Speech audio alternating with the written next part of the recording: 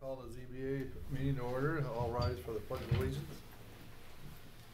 I pledge allegiance to the flag of the United States of America and to the republic for which it stands, one nation, under God, indivisible, with liberty and justice for all.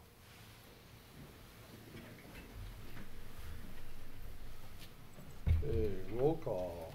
I believe Andy, you're the assistant secretary. Jake's been excused. Okay. Sheehan Stahl. Here. Milky. Here? Warner. Here. Tyson. Here.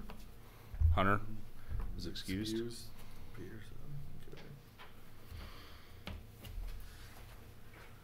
Okay, approval of February 6th, 2018 meeting minutes. Approval, any question or comments anybody has? Move to accept as is. Support. Second. Go ahead, Brian. Brian, supported. Those in favor? Aye. Those opposed? Minutes accepted.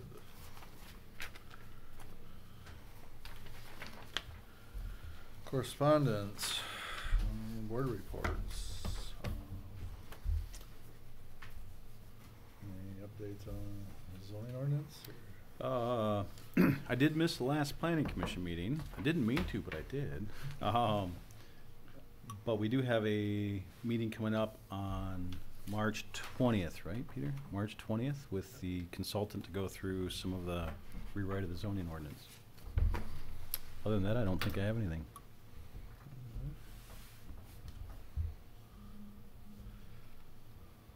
Okay. Move on. Approval of agenda. Now I have, before we approve it, we need to add election of officers for the year. So I guess I would insert that right next and move everybody down one. Or I think we could do it after the applicant. Can we? Okay. Yeah. I'll just proceed, okay. We can do that then. We'll move that to number 9 and then 9 to 10 and 10 to 11, etc. Or 8B, right? Yeah, it would just be Sure. item B. 8B, okay. Okay, with that said, any other questions or comments?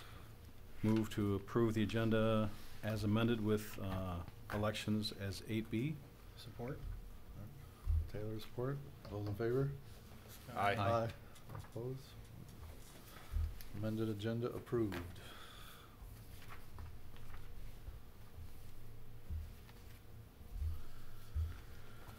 Okay, at this time, I'll take public comment from any items not on the agenda. If anybody has any comments, please step up to the podium, state your name and address.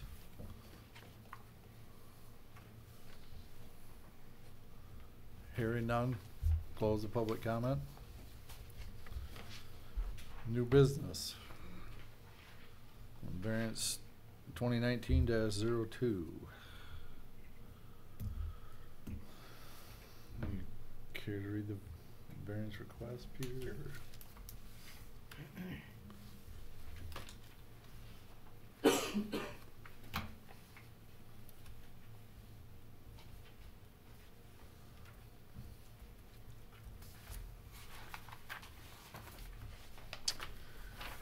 Okay, it is hereby given a public hearing will be held on Wednesday, March 6, 2019, 7 p.m. at Union Township Hall, located at 2010 South Lincoln Road, Mount Pleasant, Michigan, before the Union Township Zoning Board of Appeals for hearing any interested persons in the following request for a variance from sections 11.11.a as required by the Union Township Zoning Ordinance 91-5 as amended.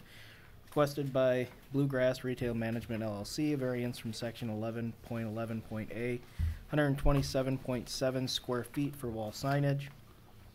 Property located at 4101 East Bluegrass Road, Mount Pleasant, Michigan.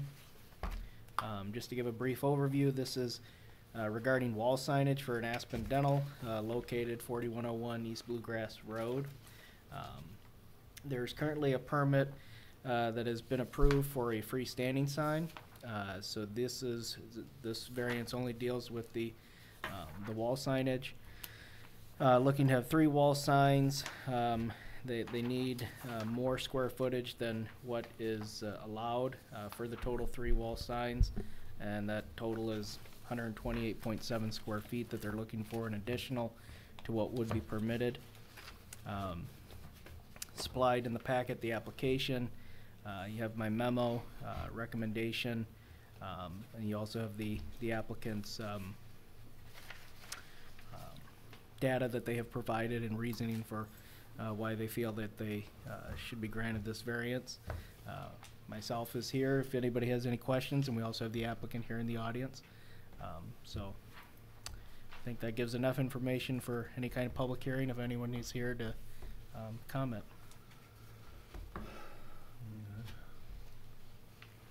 Okay, at this time, I'll open up public comment for anybody on the variance. After that, we'll hear the applicant if they so desire. So if anybody has any public comment on the variance, step forward, state your name and address. Hearing none, close the public comment. Okay, if there's a representative for the applicant, care to step up and state your name? Good evening, my name is Sean Africa, and I represent Bill Carr Signs out of 719 West 12th Street in Flint, Michigan. How are you guys doing tonight? Good, how are you? Good, thanks. It's been a while. I was a Northwood grad and came over to Central all the time.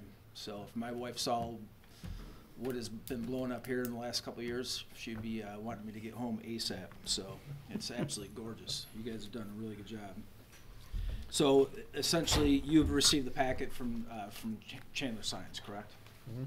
So we're a national authorized installation sign company for Chandler Signs, so we're here representing them as well. So as you read in the notes, Aspen Dental currently has over 500 locations in 22 states. And essentially, per the packet, you would see a photo like this that represents all their locations. All their locations have 3 different fascias on the building, which is measurements the exact same what we're trying to do here. And so they just want to keep their national branding in unison throughout all their other locations. So with the 3 wall signs, this will allow Aspen Dental to utilize the entrance to Target on off of East Bluegrass. That will target more additional audience that's going into the Target area, along with the main road that we have on East Bluegrass as well. And then along the I would say the west side of the wall, which is facing South Mission Street, that would obviously capitalize the target audience off of South Mission. So we James and I came and took a look at everything, and it's we cannot compare this to a Dick's Sporting Goods by all means with the size of the building, but just like Dick's Sporting Goods, they're trying to utilize their target audience, which is the rear of the building side as well as the front fascia of the building. So that is the variance that we're trying to go for, is the additional square footage, which is to stay in unison with all other locations that they have roughly in 22 states. And then I can have James comment on a couple things once you guys talk about it, unless you have anything additional. Basically said it all. So. Okay. Well, at this point, if there is any comments you want to make, we'll hear your comments, and then the board will discuss it, and then if we have questions, maybe we can come back to you, if that's all right. Yeah, I think obviously once you gentlemen have a discussion, and we might have a couple questions after that. Okay, thank you.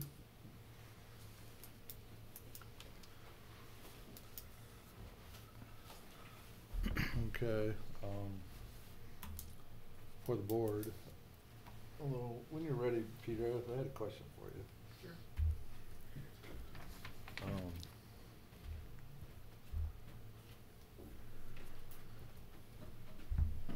Yes. On the signage here, I was trying to figure out, and Brian was looking at it as well, how do you come up with, we think there's allowable 50 square foot on the front face, And then there's 25 for a side. How do you, where's the 25 come from? I couldn't quite discern that from the ordinance. The what again? The 25 extra square feet, but they're allowed a total of 75, is that correct on this site? Well, so what the, so what you're allowed is total square footage, all signs combined, you're allowed maximum of 200 square feet.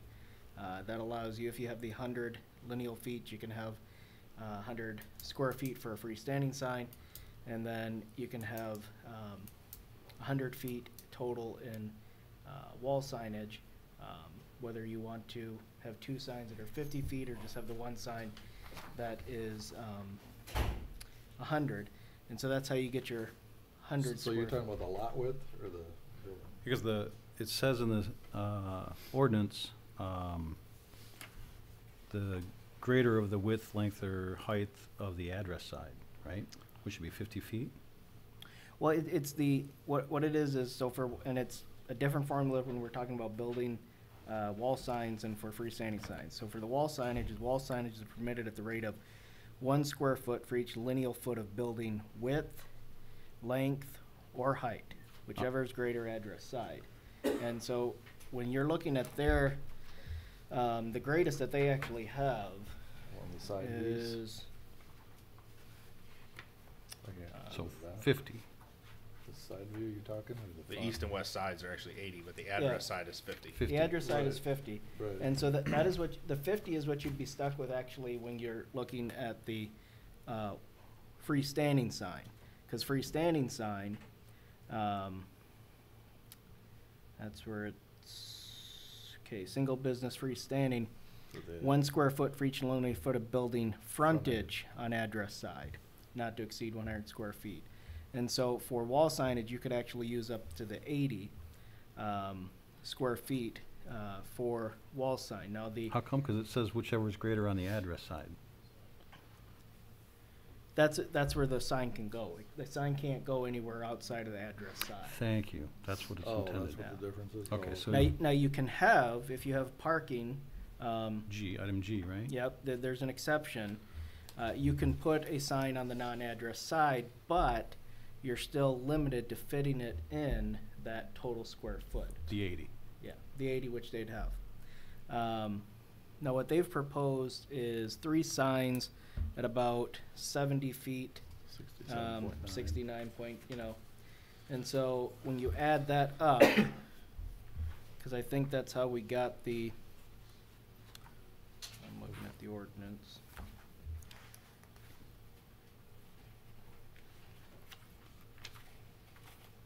Because myself, I'm not sure if one of the, I didn't hear both of your guys, is either one of you James in the audience?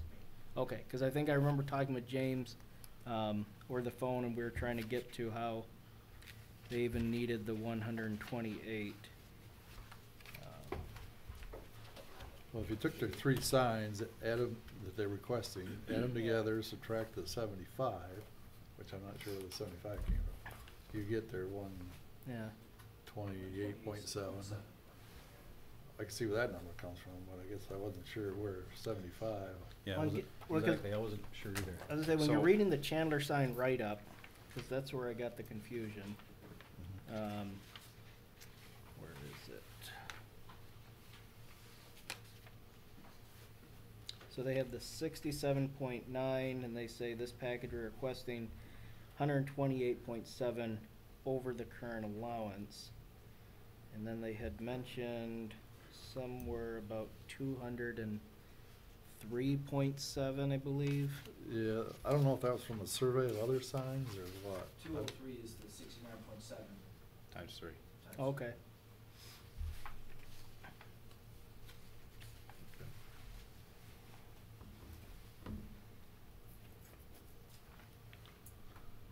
That's the total of their proposed 3 signs, 203, Yeah. okay. Take the 203 and you subtract 75 and you get 120, 128 and change. So I have a question about interpretation of the actual site itself. Okay. Because the way this building is situated, there is the curb cut and access on the east side of that target lot. Are we going to consider that a corner lot? And is that how you're coming up with the 75? Because you would get the consideration for 2 front faces at that point. I had the same thought when I was looking at this, same question. Well, I And thought that was private. Exactly, I came to the conclusion it's a private drive, it's access to both the new property and Target, so I didn't consider it a addressable side road. I don't think it is a side road, but I think it is a corner lot because of where it's located on the lot. So if it was in the middle of the parking lot, as opposed to in that corner. So it happens to be that there's a curb cut now between them and the property line. So it's an odd location. Because it is not a street, but it is a Entrance, public An entrance. or- service drive, if you will, I don't know. It's not designated that way, there's no name for it. Yeah. So I stumbled on it. I don't know, the road commission takes care of it, so I kinda Right, figured so it it's wasn't a private. public Yeah, street. that's how I Okay, looked at it so- too. Okay. But I had the same thoughts. So we're back to the address side is on Bluegrass. And if that were true, though, may I ask, if that were true, you'd still be limited to the 80 total wall signage, right? Where do you add them together, 80 and 50? Oh, Well, an let's additional see, 50, so so it could be 120. Well, so the zoning ordinance defines a corner lot where a side or rear yard of a corner lot abuts the side lot line of a lot behind it on a side street or a lot adjoining it on the same street. And it talks about no building structure within 25 feet, yon and yon. In the sign section, it talks about corner lots. It says sign area exception, and this is F. Building on a corner lot shall be considered to have 2 front faces. An additional 50% of the attached address, frontage, wall sign allotment shall be permitted for the non-address side of the building. Sign allotment is not transferable. So if you were to deem this as being a building on a corner lot, it would give them 50% additional on that side. But if you don't, that's where you'd say that you're allowed 80 square feet, and you can take that 80 square feet and you can either use it all on the address side, or you can do it on, with the exception of G, on a non-address side, but all those signs have to equal that 80.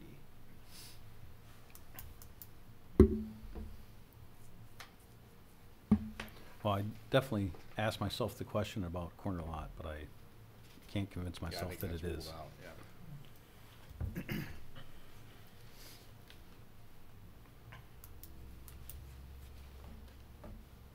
Yeah, so where I struggled a little bit on this one is just making sure I understood what the ordinance allows versus what the variance is. Right, I was trying to verify that too. And maybe that's because the applicant had 75 square feet required and I couldn't come up with 75. Right, that, wasn't sure where that came from.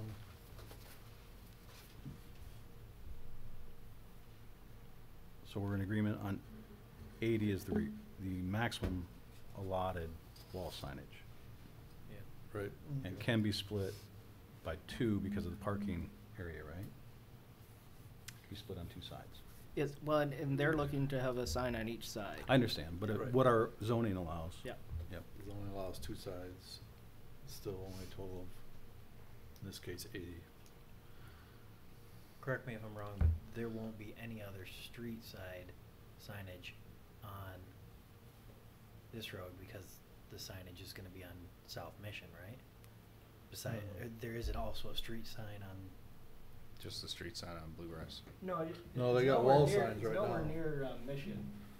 Right now, they're proposing wall signs like 3 okay, I buildings. wasn't sure if they were having additional street signage on Mission, on Target, like the Target's entrance over there Right. too. This Yeah. Google map just gives you an idea of the location, Mhm. Taylor. So we have Mission Road here, Bluegrass. This is Target. This is about the area of where the building is, and I'll get you that picture then. And your question was the freestanding sign Okay. only on Bluegrass. Is there one on, yeah, I was basically trying to inquire if there was gonna be one Are on they gonna South use Mission too. The freestanding sign. There's an entrance there for Target too. Yeah. So I wasn't sure if they had. Yeah, and there's an entrance that, here they're showing the existing Target sign location where Target has their freestanding sign. They have a freestanding sign application that was approved.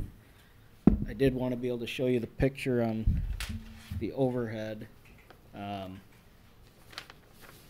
it was a different applicant, that it wasn't the same company that did the freestanding. So they are gonna, they're asking for a freestanding sign No, the freestanding sign was already permitted back in, I think, November. with the site Original plan. site plan. Yeah, well, it was done after the site plan, but they, and Okay. so their freestanding sign is gonna be about here. For the monument? Freestanding, It's 15 feet high, a picture there. I've seen the other picture. Yep. I got copies if you wanna see. Regular freestanding. So they are gonna. All right, so they're we'll be hoping right to put that in in front of place it. too, right? Yeah, and that's the 50 maximum. Okay, so they'll have a sign out at the front eventually. I don't know if anybody had drove by the site, but when I went, you know, I know on Bluegrass Road, we have had other businesses with variances and, you know, arguments for the need for, you know, larger signs or more additional signs. When I went down Bluegrass Road, there were two businesses that popped out. That is the BioLife Center and the Goodwill Store. Both of those businesses, they have their freestanding signs, and then they just have the one wall sign right on the address side of the building. For me, I didn't see where it was a visibility problem that I couldn't locate those two businesses. And then the location of this building, it meets the setback requirement. I mean, it doesn't have to be any further back than the building is, but since it meets the minimum setback requirement, for me, it's close enough to the road, from my perspective of when I was driving by.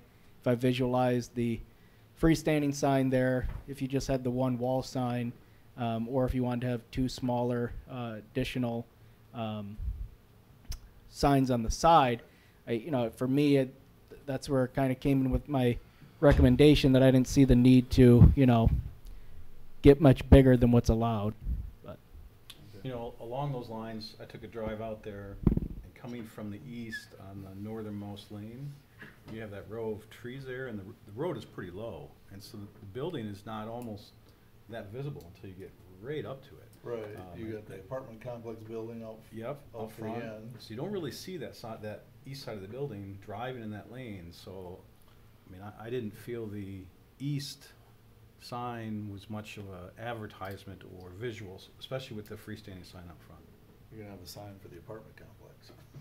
Yeah, so you saw that too, wasn't it? Yeah, there's only a little sliver of window as you're coming from the east because of the trees and the building that exists. Now, from the west side, coming from the west, I mean, you can see it from Mission and intersection of Bluegrass. You can almost read the front, you can see the west side, no problem. It doesn't sit very far off the road. So I'm not sure.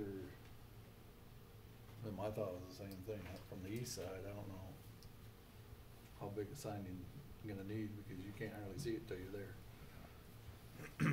Unfortunately, I recognize the importance of the brand standard and wanting to keep continuity. That's not something we can consider when we evaluate these, so I would be inclined to stick with the allowable square footage, and I would make a recommendation that they pursue that on the Bluegrass side, the south side, and the west side facing the parking lot through item G. I mean, that's pretty much cut and dry for me. That's where I tend to sit, because I couldn't find special circumstances here, and if we were to grant it here, how are we not granting it to others, right? They're not that far off the road, so it's not like you're trying to read it from a distance away, it's a long ways away.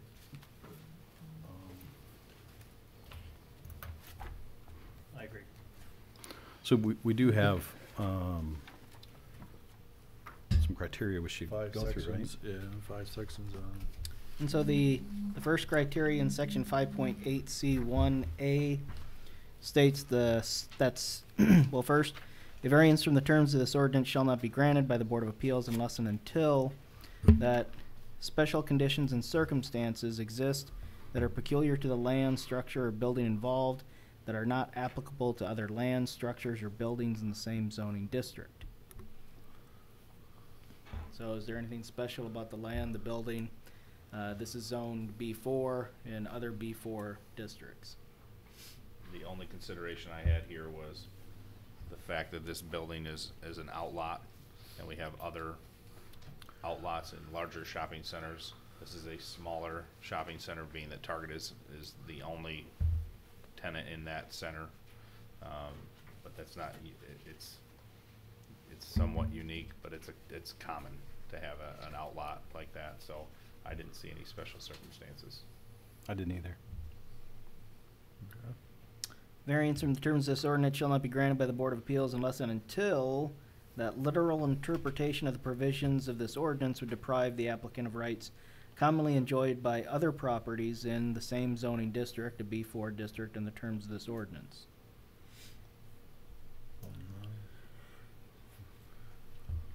We're allowing signage. The signage is there, and it's at the regulated size. C, that special conditions and circumstances do not result from the actions of the applicant. They're asking for it. It would. They would, So, yeah. That granting the variance requested will not confer on the applicant any special privilege that is denied by this ordinance to other land, structures, or buildings in the same zoning district. I believe if we did, that it would convey special privilege. Agreed. And that no non-conforming use of neighboring land, structures, or buildings in the same zoning district, and no permitted use of lands, structures, or buildings in other zoning districts shall be considered grounds for the issuance of a variance. Just to sum that up, that is to say that if it's allowed in a B7, it should be allowed in a B4. That would be the argument. Or that, well, there's a B4 non-conforming sign, they have it, I should get it. There is no precedence and no cross-reference to another district. No. We do have some variances that are out there, but they're different. They're independent. Right. Well, they're all individually reviewed. Are you ready for Okay. a motion? Yes, if anybody has one, entertain one.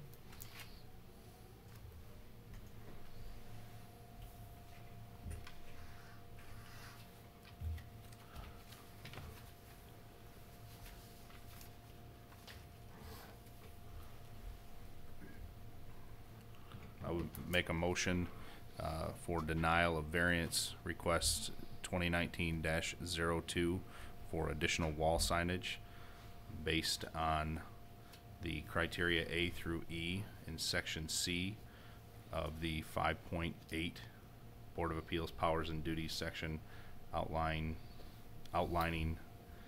the reasons for denial of a variance application. We discussed. Second. Taylor seconds. Any questions? Those in favor of the motion presented? Aye. Aye. Those opposed? Okay, it's Peter. Okay, the decision of the board shall not be final until 21 days after it is made. The decision is not made until the minutes have been approved. Minutes are not approved until the next meeting in April. Once they are approved in April, that is when the 21-day appeal period starts. Any person having an interest affected by such ordinance shall have the right to appeal to the circuit court on questions of law and fact during said period. Further, any person or persons, any taxpayer, department, board, or bureau of the township aggrieved by any decision of the Board of Appeals shall have the right to the appeal to the Isabella County Circuit Court on questions of law and fact. Okay, thank you. While we have you gentlemen here, just to clarify a couple of things. So obviously, if they're going with the pylon sign, which is going to be in East Bluegrass. So they are allowed they are allowed on that specific storefront 100 square feet.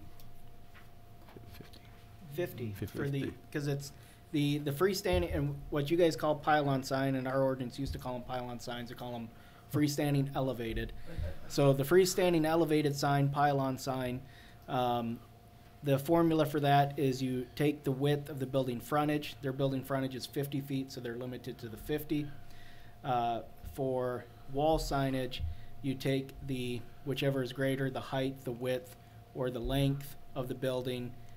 In this case, they get up to 80 feet because the building length is longer, 80 feet. Those signs have to go on the address side, although because there's parking, you can have sign on the non-address side. All signs, though, have to equal that 80 feet. But you could In aggregate. essentially do 2, 40, and 40. You could do Yes. 40 and 40. Okay. Now, And or the other thing I want, because I don't know if, you know, if the applicant is still willing to negotiate on the size of the freestanding elevated. We also have freestanding ground.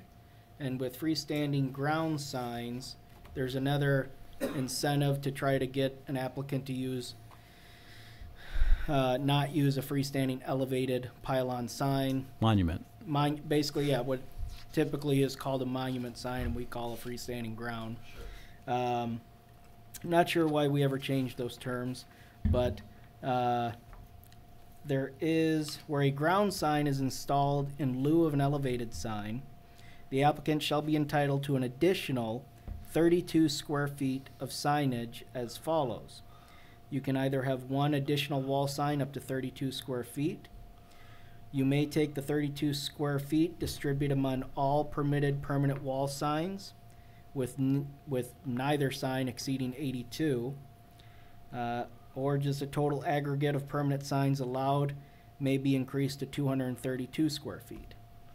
So if the applicant is interested in maybe switching out the pylon for a monument sign, that would also give them additional wall signage if they're. So 100 and, what is that, 112 total feet Yeah. then? Yep.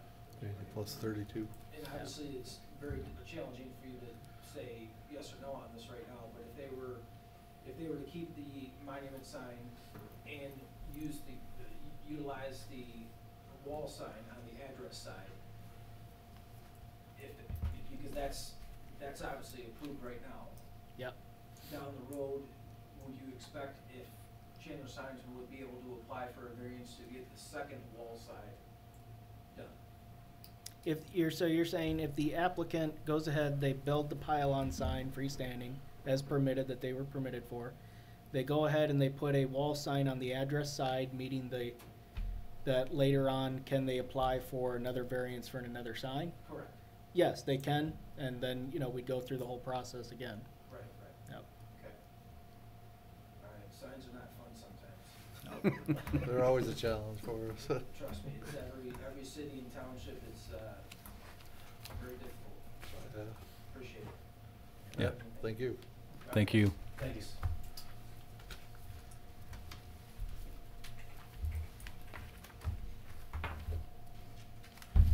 Okay, moving on. Election of officers for the 2019 Zoning Board of Appeals. So in our rules and procedure, we stated that every March we'll elect our officers, and that was because a lot of appointments I believe, are made in the month of February, and so that we didn't want to elect somebody to basically be an officer for a couple of months, and then if they weren't reappointed, we'd have to elect a new officer. So all appointments have been made that were open, and so we have the election of officers. I have to apologize, when we were working on the packet, it was in February, and in my mind, I guess it just didn't click that since it wasn't March yet, that we needed to elect our officers, and so I knew that we had two for the planning commission, but then it was too late then, the packet had already been mailed out. And so the 4 offices that we have, and of course anybody, as it states in the rules and procedure, anybody who's currently an officer, if you want to serve a consecutive term, you can serve a consecutive term, but it would be chair, vice chair, secretary, vice secretary. If anybody has any other, further questions on the duties of those officers, Jake's not here, can he be all four? No, you can't. It doesn't say that a person can be all four. I jest. Open up the nominations. You can nominate him for one, but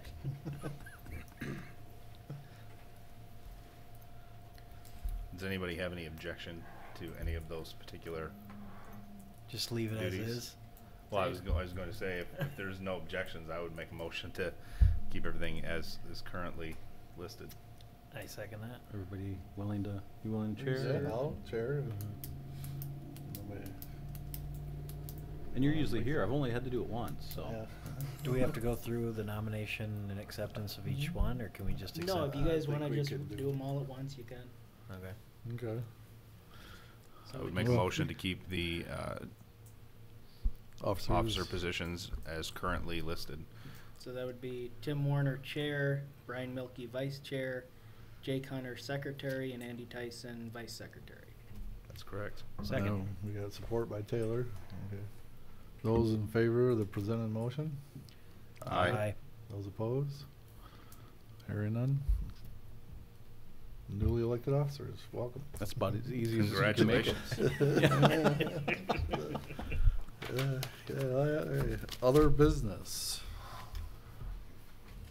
Any other business, anybody?